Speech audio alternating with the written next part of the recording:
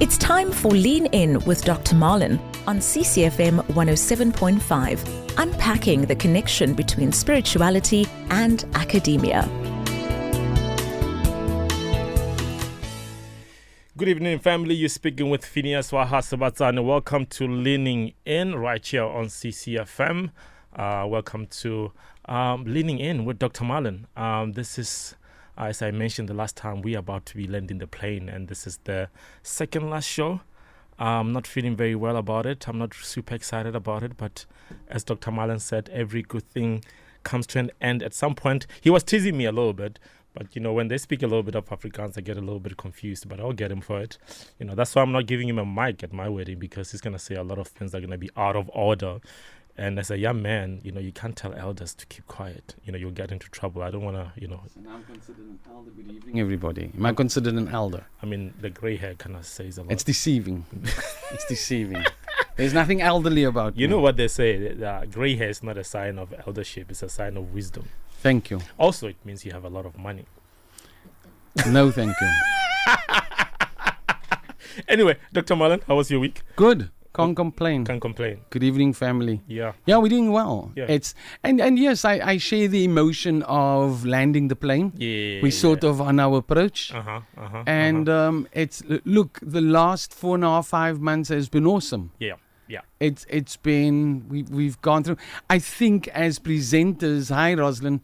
I think as presenting for the first time. Yeah, I know. Or co-presenting. Yeah. I went through the emotional roller coaster of what we deemed as successful evening and an unsuccessful evening. And it just all came together. And we're going to be reflecting, you know, this evening Yes. about the good and the bad, you know, maybe some of the things that we learned, you know, from our conversations. And I would like to get the listeners actually in this conversation. Yes, terms I think it's important. What were their, you know, best moments or some Yes. of the best things that they have learned throughout the show. And by the way, while you doing that, we are going to pick, you know, some few people. I think about 5 people. Yes. We got a, you know, Dr. Marlon's feeling the spirit of Christmas. It's around the corner. So And there's 5 books you want to give away. And they must come collected at next week's show here as Yeah. our last show. Yeah, you got to come and take a selfie with Dr. Marlon. You know, if you have some questions for him, will be an amazing opportunity to be able to do that. I mean, come to the CCM studio. It's beautiful. It's amazing. We'd like you to have with us. So as you reflect, you know, as we reflect, we'd like you to reflect with us about some of your highlights. What are some of your best highlights or some of the things that you have learned throughout the show? You know, and the best answer will definitely be granted this amazing book that I've been reading for the past, I don't know, is it 3 months? 4 months. 4 months? Yeah. What? And we met about a month before the show started. We've been doing this for 4 months. Yes. Wow. Yeah. How does it feel? How do you feel about rereading your book? Firstly, I the challenge is to realize whether I wrote it or not. You know, that was a massive challenge. I got to remind myself again. Yeah. You know, who wrote this? Yeah. This sounds good. Yeah. And then because it sounds, you know, when you write down thoughts, Yeah. the person that wrote down those thoughts, they a year away. Even though it was me, Yeah. I'm no longer that person that wrote it. It was very interesting to watch you reflect on some of the things that you wrote.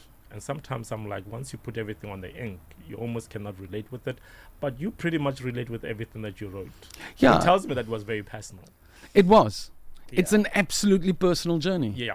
Yeah. It's a journey of when you reflect and put it down on paper, it's basically putting my soul down on paper. And to be honest about it and authentic about it. Yeah.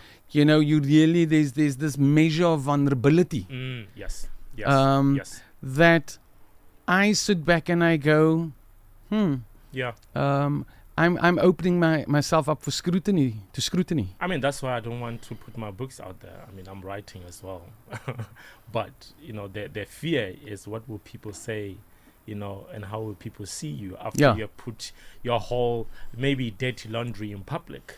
Yeah, look, You know? I don't, with the rate that social media goes and what happens in various places, dirty laundry, it's, you know, it's relative. Yeah. And I think when there's an aim to educate, then that's important. There's no shame. And yes, and you know, I don't want to use that as the point of introducing our guest. Yeah. You know, I'm excited for that. Yeah, our guest is a man of many talents. Look, he's been around. Yeah. in a very good way. I'm glad. By the way, ladies and gentlemen, we have 2 doctors in the house. So I'm going to be a student. It's going to be very interesting to just listen to them talk. Actually, Dr. Quentin Simpson. Dr. Okay. Quentin Simpson. Are we going to go right into it now? And let's introduce I think him. we'll give him a chance. Okay, but can we share the socials and how everybody Yes. can engage with you? So- after the show. So after the show, my business mobile number 073 011 5617, and I'm on Facebook, on YouTube and LinkedIn and Insta. Yeah. And it's Dr. Dr. Marlin Marlin and Hoffman Hoffman. Yeah, and we do this, ladies and gentlemen, because it doesn't. 1 hour of me and this man talking about his book and some of the chapters in this book is not enough. So if you would like to have a continuous conversation with him, please make sure that you follow him on social media. Do engage with him from there. If you have questions on some of his books, please do connect with him. As you know, this is our second last show. You know, you won't hear us on CCFM unless some of you guys can gather together and you can toy for us. Maybe we'll write another book and then we'll continue the conversation. I don't know. But anyway, I would like Dr. Marlin to introduce our guest in our house and then, go into this conversation of reflecting, not just on the show, but on life in general, because I think this year a lot has happened. Yes. And I have some very interesting questions, but Awesome. I'm not going to try to be political because you know me, right? Yeah, and I know. I fully understand by now. So Dr. Simpson is with us. Hi, Quentin. Welcome. Thank you very much for having me, and I've been listening to your very interesting conversation, and I'm just happy to be part of it. First of all, I like your hairstyle. I pray that that when I get to your age, I will still have a look so, as good looking as you. No, thank you. I appreciate it. What inspires you? I think it's listening to the people close to you as to what works for you at any given point in time. I thought you were gonna say your wife. All a secret. All a secret. Who are the people that actually help me along? Yeah. I mean, I'm getting married very soon, and everybody just is telling me that the best thing you can do is say yes, ma'am. But I realized that my dress code is changing, by the way. Yeah. So the way I dress, if you see me with it, I don't dress like this because somehow something shifts. I don't know why. But somebody's told me that I need to be prepared because some things are going to be lost in my wardrobe. Is that true? I think you got to be cool for as long as you can, no matter who you're with. Your wife, your children, your dad. So it must come from within. You got to be authentic. And then you present it to whoever's next to you. Yeah. How did you and this gentleman meet? Can you tell us a little bit of Very interesting. Very interesting. I would like to know that. So how do you know Dr. Marlin? Is it because you're both doctors or something? I think to a certain degree. Yes. Not called upon by me or he. I think we have a mutual friend who comes from the academia as well. Right. And she thought it fit to introduce us to one another. Yeah. I wouldn't say it's because we have a similar style when it comes to grey hair, all of that. I think there's far deeper issues that she saw was similar in how we present our professional lives, I think. Yeah. What I can say is it was sort of profound. Yeah. Because the lady that introduced the two of us is a professor. She's a retired professor. Okay. And she said that we would find common ground. Right. And the common ground is that we both believe in spirit-led entrepreneurship and spirit-led leadership. So that is sort of the getting together of the minds. Is it a thing where doctors can actually kind of come together in this profession where they build a tribe or a community? Because I feel like a lot of intellectual people, oftentimes you're very isolated from the community because everybody seems not to really understand the way you think and do things. Here's the thing about intellectuals. From my point of view and from my experience of other like-minded intellectuals, is the fact that we realize that what is mundane in our existence. We realize when to spend time on certain things and when not to. Yeah. So it's the understanding that making me waste time on certain things. So I no longer waste time on scolding with my neighbor, right? About where his dog was running. It's about investing time in those good things in life, in our good existence.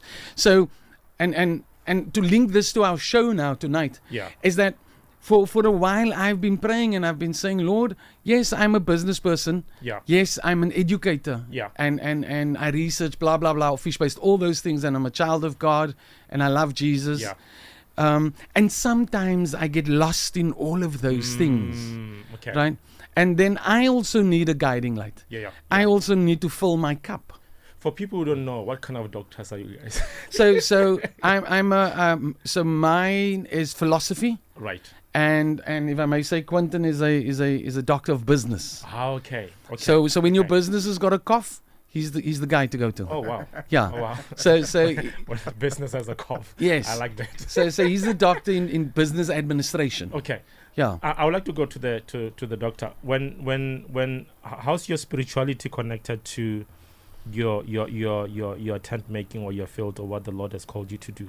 How do you find those two things working together? Because sometimes I feel like we separate them because we have this secular and sacred kind of mindset as kingdom-minded people. How do you marry those two things in your journey? Firstly, I think my journey brought me to this place. I may be a learned man from an educational perspective, right? But I've not lived in the books. I've lived in real business, wow. And so for many years I've started many companies. I've gone through the lows and the highs of managing and starting businesses. Right. And for me, it's when you lead, when you run a business, when you start a business and you lead that organization or that project, you find that in many ways you alone. And I think being alone and dealing with the issues relating to running a business has brought me closer to my spirituality. People often say leadership is lonely. Is that true? Like pioneering and leading, is it? And how much faith does it require to even start a business? Well, firstly, I think it requires a far deeper calling into an understanding of what your life is about, your purpose, and so on. I think, and that also kind of integrates the different views that you may have of do you have a business objective or a philosophical objective in your life. Okay. When you have one integrated objective and it's escalated at the level above you. And then everything else become of a passing nature. It becomes circumstance. And you deal with it from a very different perspective. Yes. When I started business, my only objective was to make money. But if you ask me now, money is something that I don't pursue. I receive it because I have a greater understanding of how these things integrate and at what level I should be operating. That's very interesting because if you look at scripture, it says, seek first the kingdom of God and its righteousness, and all these things will be added onto you. But sometimes as Christians, I think we feel like we end up pursuing the things that should be chasing us. How do you have that balance of I'm gonna focus on the main thing and everything else should be attracted to that? I think some of the things that we should be talking about when we speak about business, we are afraid to say it because it's not the right thing to do in the minds of or in the business realm, if you like. If for example, if I say to you, business is about love and passion, you may chase me away, but it's really what it is about. It is about because it is aligned to the purpose for you being here. So it's a business is a choice. You have choices of how to serve your work, and work is it's a number of things. One of it is your passion, and it's what you need to do to serve God. Yes. So if you have that understanding and you see, but business is a chosen method. You could also work. You could be doing voluntary work or whatever the case may be. You must work though. Yes. And business also is a very interesting thing. The best businesses don't survive on skills; they survive on talents. Oh wow. Yeah, and so if you have that understanding, talent and character, or just talent. I think talent as a whole. Talent as a whole. Talent aligned to serving your purpose. Amen. Okay. Yeah, everything is aligned. If it's not aligned, you you would make it in business. Okay, yeah. Because if you align to a purpose, it's easy to choose your segment. Okay. It's easy to choose your funders. Okay. It's easy to choose your network. All the things Yeah. that the Bible warns you against. If you're aligned, it's easy to see it. Wow. Yeah. I mean, this is refreshing to have kingdom-minded people who are actually Christians in business, because I feel like business does need Christians, because when you look at the world and you look at corruption and how business is ran, you don't often see a lot of people being attracted to business, because some people associate business with corruption. I don't know why. Is it because of money and the love of money? And is business about just making money, or is it about making a difference or creating an impact? Well, I'd or go both. I'd go for the last one, because business, if business is about money, it's vanity. And a lot of people don't understand the definition of vanity. Okay. Yeah. So Can if you explain that? Yeah. Yeah. So vanity is anything that is done to serve yourself. Okay. A business is about legacy making. It's Right. about giving. Yes. Generosity. It's about love and all of those things. So if you that is why many people when they retire and they've made all the money, they want to give it away.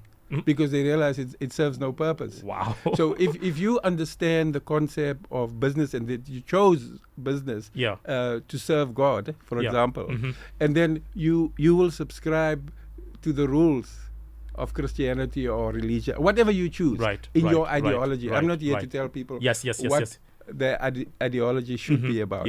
But if they have a firm ideology that includes who their God is, what their values are, they're going to be fine in business.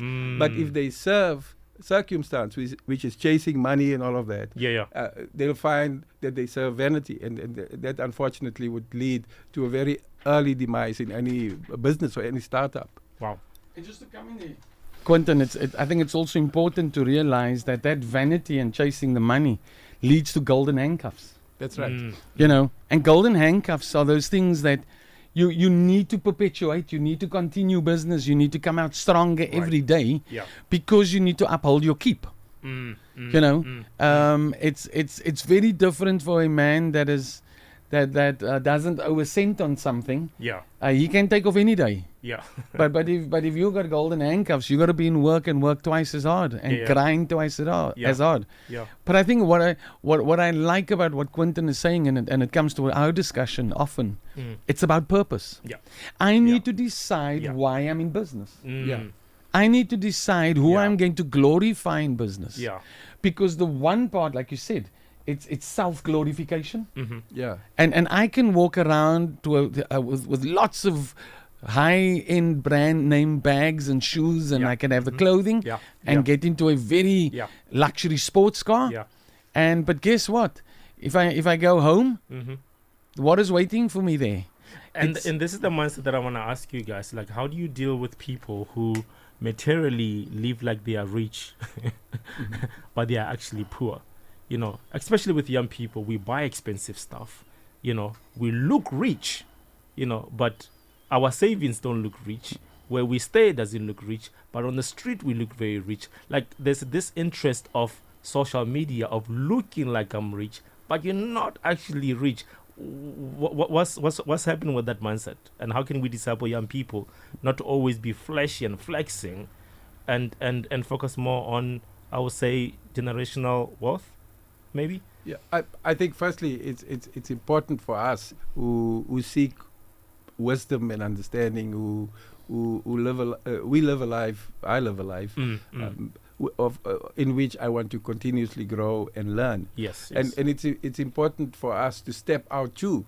Because the world is stepping out, and it's pulling the young people towards it. That's true. And so we mustn't be afraid to look smart and to be stylish, and to also, God is blessing us to also drive nice cars. But the orientation is different. We're not competing with worldly things. We're talking about this is coming to us. We're not chasing it.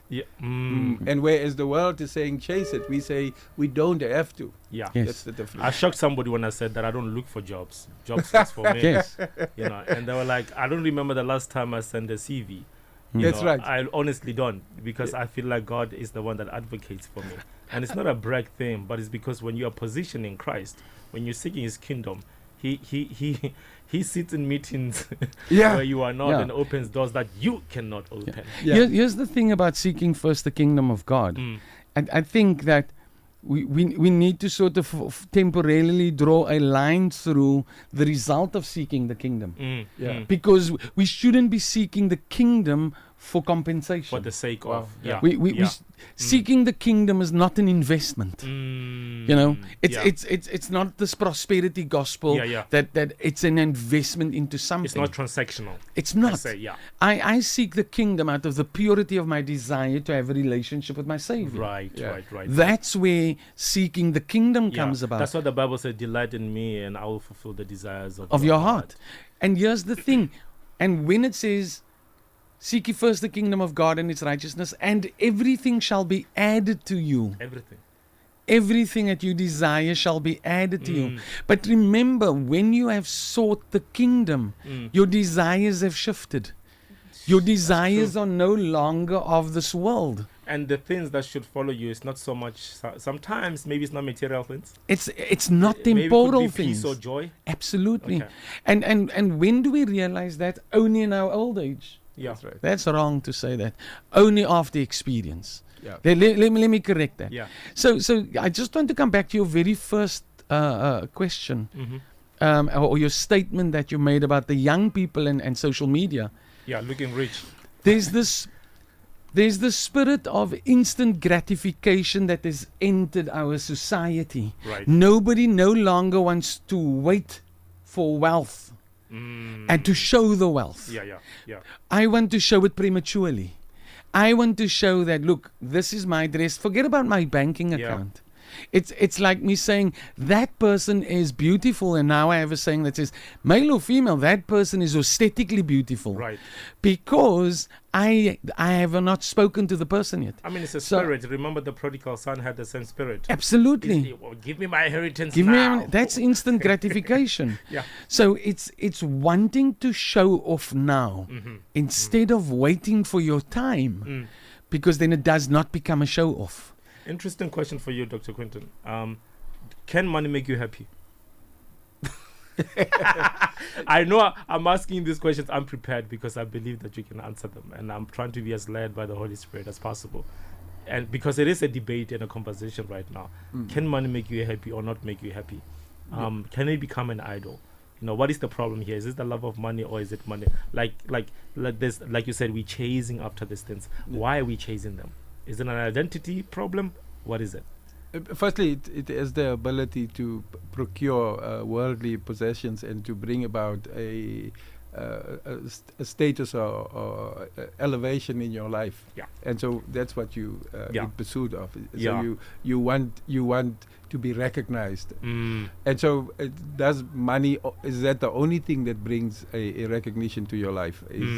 There are many other things. Yes. I think it's if the education before you got to money was of such that you were expecting it, then you won't be moved by money. But if you did not expect it to come and you lived a poor-minded life, right.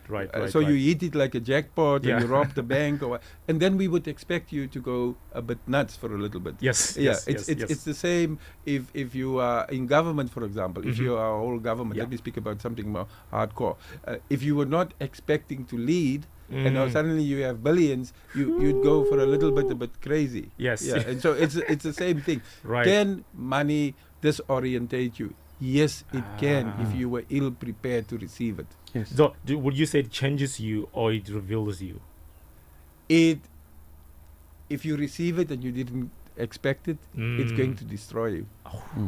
So we must be prepared for whatever it's the same if the love of anything that you idolize. Yeah. Whether it's money, women, if you're a woman, men, in indulgence. Yeah. So if I step out, and this is how I manage it, how I mitigate it. I'm an auditor for many years. Okay. A risk manager. Okay. I've made some crucial mistakes. Right. Nonetheless. Okay. But I expect it because I believe it. I step out in faith, and so when it comes, I was expecting it anyway. Wow. And the reason for that is I have through the downs and the lows of business, without living a life of spirituality. Yes. You fall and you rise on your own. Yeah. You think it's you on your own, and then yeah. at some point you realize that it couldn't have been done by you, so you were helped by default. Yeah. But those things bring you to owning several houses at a point in time, to having to make a phone call with please call me at some point. I'm just saying, this is what it, and then you realize, how do you live between these extremes? And you're surrounded by people, here you're alone, and then suddenly when you turn it, you're not alone anymore. So if you turn it around and you say, but I don't want ever to be alone again, and then you push money aside and you say, I'm going to be with the one who created me, and I live for love, and I express love, and my business objective is about love, and then no government, no woman, no man can influence you anymore. I want to ask this to Dr. Marlon. Is it okay for somebody to become a millionaire or a billionaire? Absolutely. There's nothing wrong with it. Really? Absolutely, there's nothing wrong with it. In this world of inequality, do you think one should be a billionaire or a millionaire? Look, is it fair?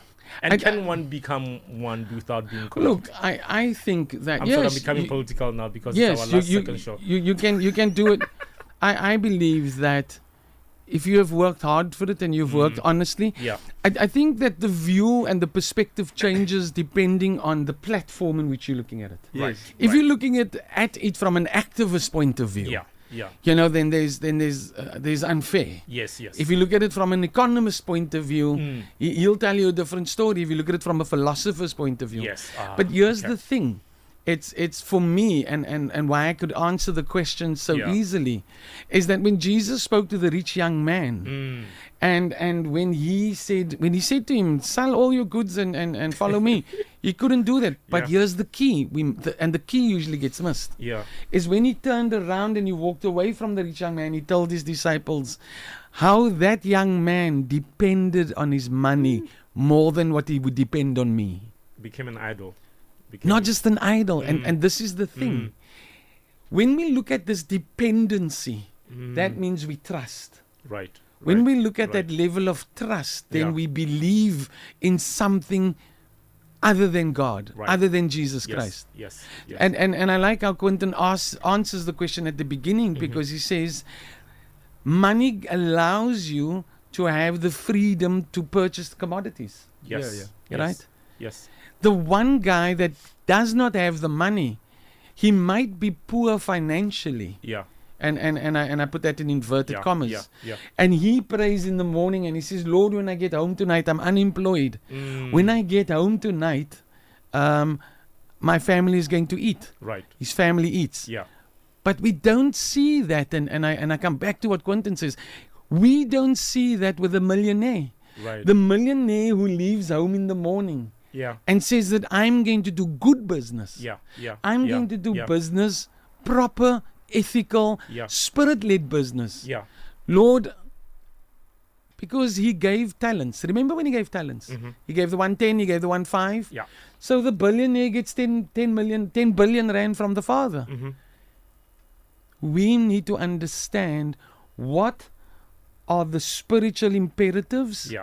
Or let me make that word smaller. What are the spiritual pitfalls? What are the spiritual dangers around being a billionaire? Okay. Because we don't see that. We see the Bentley. Is it because of lack of accountability and stewardship? No. Okay. It's the burden of... I give you an example. I've wrestled with this before. It says offer, and offering should hurt. I tithe and it should hurt. I'm a billionaire. How does that tithing... Don't say that out loud. No. As an example. Right? I'm prophesying. So I'm a billionaire. How do I offer to make it hurt? But this is the point. It wasn't about the offering. It was about the heart's condition. Right? And God looks to the heart. Jesus looks to the heart. When he chose David, what did he say? This is a man after my heart. So it wasn't about the widow's mite. It was about the disposition in which the widow offered the two mites. The posture. That's important. So I think we miss it a lot when we focus on the money or what should have been given. We focus absolutely. And we forget about the heart, because you can give millions of rands, but with a very bad heart posture. And so it's not about the money; it's about where our heart is. So when and now we come to the part. So when I reflect into my existence, I can only count my blessings, and when I count my blessings, there was money involved, but money was not the main objective. Right? The money wasn't the main objective. It was a matter of me praying for something. You know the actor that plays, I don't know what his name is now, that plays Jesus, the Chosen? Yeah. And he said that his bills were due and he had debt to pay and blah, blah, blah, and he had no money, he had one meal left. Yeah. And he decided to kneel and he prayed. And he said, Lord, I hand this all over to you. Wow. After a few minutes, he says, Amen. He stands around, he walks to his letterbox and he opens the letterbox and there are 4 checks in it. Wow. Of people that paid him back, whatever the story is. Wow. It wasn't about the money. Yeah. It was his reliance on his Redeemer that was important. I mean, I think there's part of the Bible that speaks about sometimes we don't have the thing that we're praying for because our heart is not, our motives are not, we're not in a rightful place. So we first have to position our heart before we even ask. I remember one guy that said one day, God won't even trust me with a bicycle. He won't even trust me with a bicycle. But I want a BMW. But because the bicycle is going to take me away from him. Whew. So doesn't that happens a lot with when God gives us blessings. Sometimes God will bless you with a child and then you hold on to the child and you tell God to leave. God blesses you with you can raise that child without God now. I mean, of late in the last few weeks, God blesses you with a husband, with a wife, with a partner. God blesses you with kids. God blesses you with so many things. And those become your idols. And then you ask yourself the question, where's God? So where's God in all this? Put it in the boot. Yeah, but because I can write down and tell my wife how much I love her. And I can say, you know what, you're my everything. And then she corrects me and she says, no, I'm not. And I go, but wait, did I miss something? And I mean, isn't it the Hollywood movies? You complete me, you fulfill me. Absolutely. I can't live without you. So that's commercialization of love. We sell in love. Yes. So the main part of, and this is what Quentin is teaching me, is that when you look at business, it depends on the heart at which you look at business. It's not about, because I know a lot of things about a lot of things, so it should work. Yeah. But I'm missing the point. And what is the point I'm missing? Is that when I implement what I know with love, and the purpose is right, then your business is successful. So the success of the business is a sideshow to what is really going on. Anyway, ladies and gentlemen, I have 2 doctors in the house. They're grilling me. Both without stethoscopes. So I've asked a question before when we started the show that, to share some of your highlights on the show. As you know, this is our second last show that we're having. And me and Dr. Marlon will be going and scuttle somewhere else for something else to do. I'm kidding. But if you would like to be part of the show, please share some of your highlights. We've been doing this for the past 4 months, talking about some very interesting topics. So if you have a highlight that you would like to share with us, please do so. We have 5 books that we would like to give away. And we will invite you to come here next Tuesday to interact with Dr. Marlon, take a little bit of selfies, maybe ask him some questions on air. It will be a great opportunity for you to be at CCFM as well. So please make sure that you share a little bit of highlights. Some of you guys are commenting based on what we're talking about. Dr. Quentin is dropping some diamonds in here, which is very interesting. By the way, unprepared questions that I'm asking this gentleman, but somehow they managed to ask them. And I'm going to ask this other question that I just feel to ask you, Dr. Quentin. Oftentimes, people who, I would say, very isolated, in a human form, like usually rich people live in their own islands. They're not in community with others. I have, I would say, rich friends. Some of them go to my church, but it's very hard to be friends with them because they feel like I want something from them. How do you balance having friendships and relationships with those who are not at your level without you feeling like they want something from you, and not isolating yourself from community, and actually being part of the community without I don't know, feel like everybody wants something from you. Those family members who send you a message at the end of the month, how do you deal with that people are not just after your gift, but they are after you as a gift? Well, firstly, I think if you live in a third world country like South Africa, and you've broken through from a financial perspective, right? One would, to a degree, understand why rich people isolate themselves. There's people knocking on the door. Yes, within families and so on. But also, if that money was made in a society where there's no one country, no one way, no one ideology, we practice different things. Some people practice complete poverty, they're dirt poor. Some run westernized systems in their head, and they operate, and their monies are overseas. There's no unification from a spiritual perspective. So we each serve different things. Right. And then if whoever sits in whatever segment within that society would then lock themselves away. Maybe a poor person don't want to see a rich person. He just wants the bread and go home because he doesn't have the confidence to liaise or have a conversation or have a relationship for that matter. I think it's important that we should have one ideology. So that no matter what a person's outcome is in their lives, it was not the system, but it was their choices. Right. Yeah. So I think what happens now is there are different systems, different ideologies within one country. And so we serve different masters, and it's and there's blockages to penetrate. It's I call it apartheid of the heart. I wrote a book about it, and I say it works for me.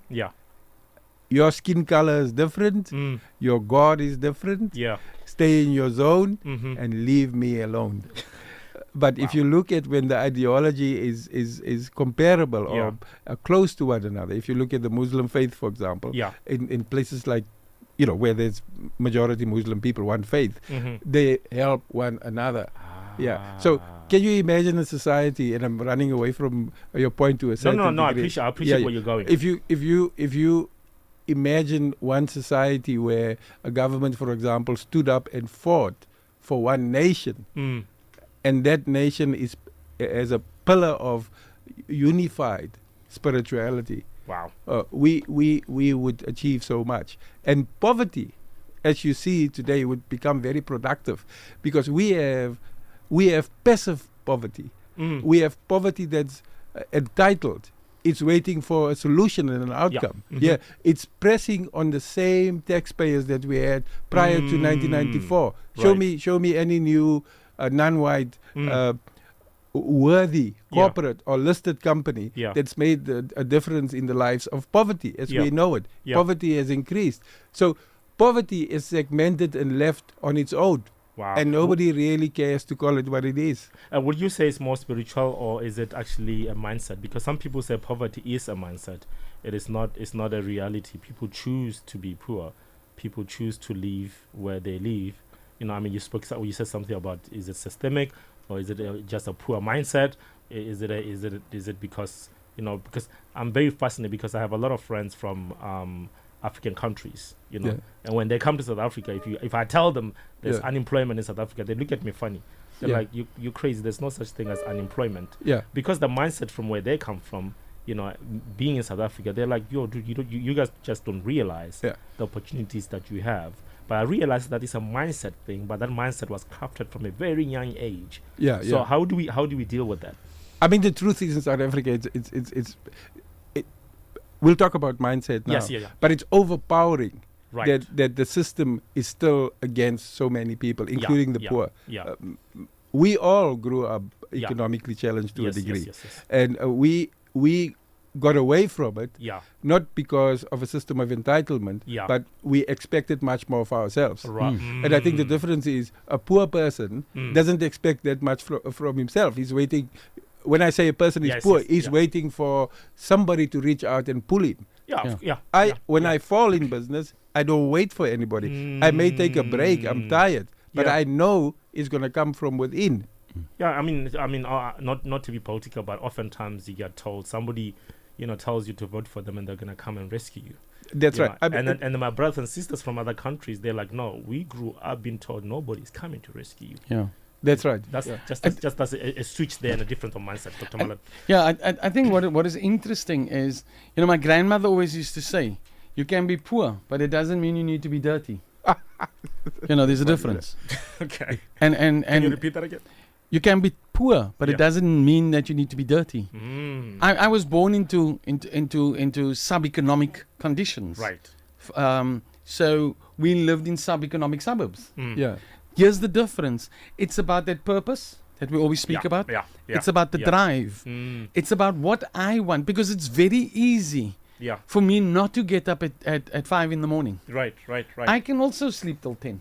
Yeah. Yeah. Yeah. But does that mean that I'm going to miss the fishing, few hours of fishing? Yeah. If I sleep till 10 o'clock and I go fish at 11 while everybody else was out at 4 in the morning, Yeah. I'm not going to come home with a catch. Mm. So yes, it's a mindset. But you had a motivation, I guess.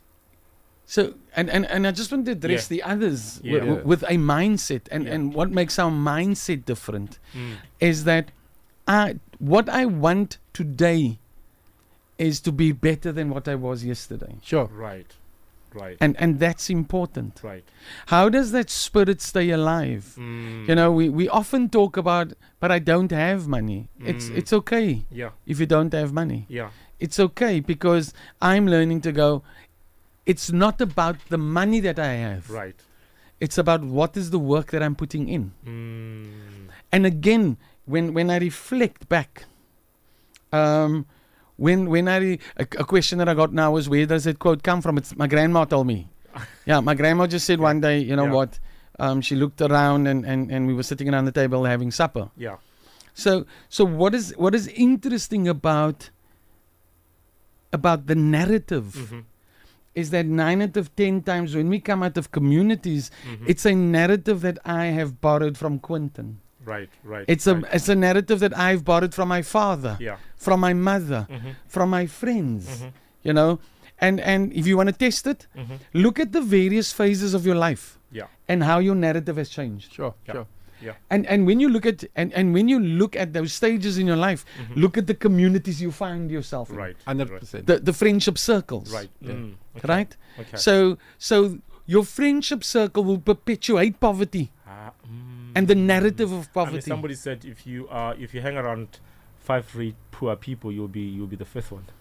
Yeah. So community and friendship or your cycle kind of determines. It does. Because guess what? Listen to the conversation that takes place. Yeah. I cannot go back 20 years and sit with the same group that I was with. Yeah. Because when I see them today, it's not that I judge them or look down. Yeah. But when I engage them, I go, hey, how are you doing? Blah, Yeah, blah, blah. yeah. And they ask me what you're busy with. And I Yeah. go, I'm doing this, that, and the other. Mm. Immediately, there's this look of, oh, that's too much for me. That's right. Yeah. Yeah. I'll see you again. Yeah, every time when I talk with you, we always have deep conversation. But I want to go to Dr. Quentin about what motivated you. What was the push for you to become the man that you are, and even to find interest in business? What was the motivation? I think before, if I take it 30 seconds, we got 5 minutes. Yeah. I just wanted to maybe quickly say this to you. Mhm. As Marlon was speaking, Yeah. you asked what comes first, Mm. the decision in your head or spirituality when you take the decision between being poor or not being poor. Yeah. And I think if you take China and President Xi and what he's been able to do with having a communist country and Yeah. both Yeah. a capitalist system running concurrently, Yeah. he's been able to apply his mind. I don't know his spirituality. He's not known for it. Yeah. So I think almost it's a hierarchy, if you like. You can, by only applying the mind and being smart enough, you can outsmart others. And then spirituality is completely another level. Wow. That's a generosity level, where you now have legacy in your mind and you give back without even thinking. Wow. As for me, what inspired me is I love the inner me. And I found that with all my success, I was boxed, whether in a job or whatever the case may be. Yeah. And so I felt I didn't feel good about it. I Wow. knew I needed to be out to do the work that I was born to do, Right. because it comes easily when I'm free. Ah. And so what inspired me was to pay myself so that I can be free. And so I've been paying myself to be free, whether it's tough or not. Wow. And sometimes it's tough, and sometimes it's less tough. But if I had to say goodbye and go to a special place right now, I would say my journey was amazing Wow. to me, because it was given Yeah. to me, because Yeah. I expressed myself onto this world in Yeah. a way that I wanted to do, and not from a box perspective. Right. Yeah. So you say you found your freedom. You find freedom in that.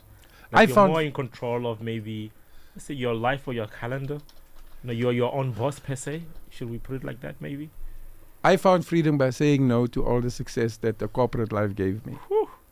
Without thinking about it. I said no, and I found myself in a cycle of having to chase the same things that I had, the same level of comfort, having to provide for my children and so on. And then I found another level of freedom, and that was that I could do it. That I could make my salary, and even if I make less money than my corporate job, I build more wealth. And that's another thing. Do you build money from your month-to-month salary? The answer is very few can. But if you take on your passions, you can build wealth without having less money per month as an income. 1 minute. If anybody that is listening to you right now, and they are interested in going to business, what will be one thing that you would like to say to them? Maybe they are young, they are Christian, they want to go into this field of being a businessman or a businesswoman. What would you say to them? I would say it's the direction that the world is going anyway.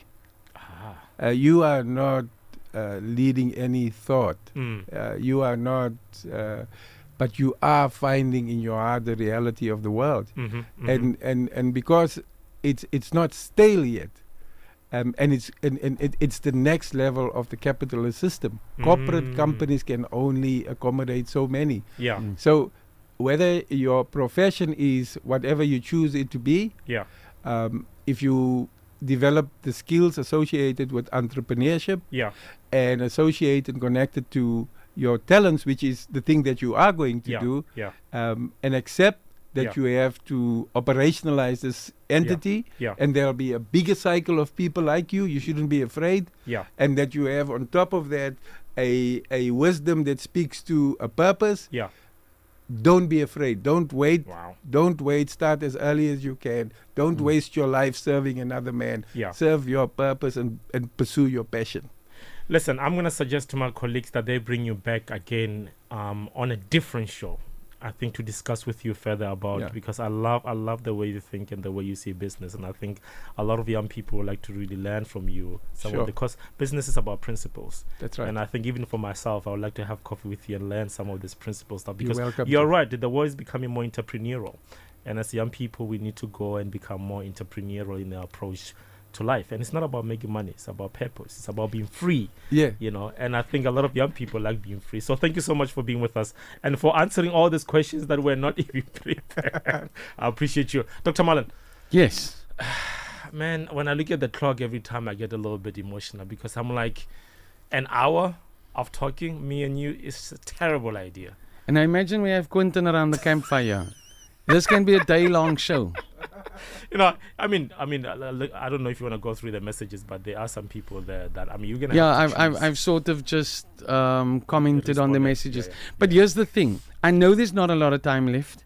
So you're going to ask 5 questions, Phineas. Yeah. And then I'll give my mobile number, my business mobile number. Okay. And we'll choose it from there. And I would then respond. And invite those who got the right answer. I'll respond via that WhatsApp number. Okay. Yeah. Okay. 5 questions. So, yes. That's 5 rand. I'll give 3. Quentin can ask 1. And however. So the number that you respond to is 073 011 5617 073 011 5617. I mean, the only thing that I usually ask is, what is Dr. Malen's book? No, but let's go one further. Who's the guest on tonight? Who's the guest? And we want title. Okay. Title, name or surname, it's fine. I think both. I can, if I can remember his name and surname, everybody should be right. So it's title, name, and surname. That's the first question. The second question would be, Quentin, you have a question for our audience members? The learning from listening to us today. Yeah. What was the learnings for tonight's show?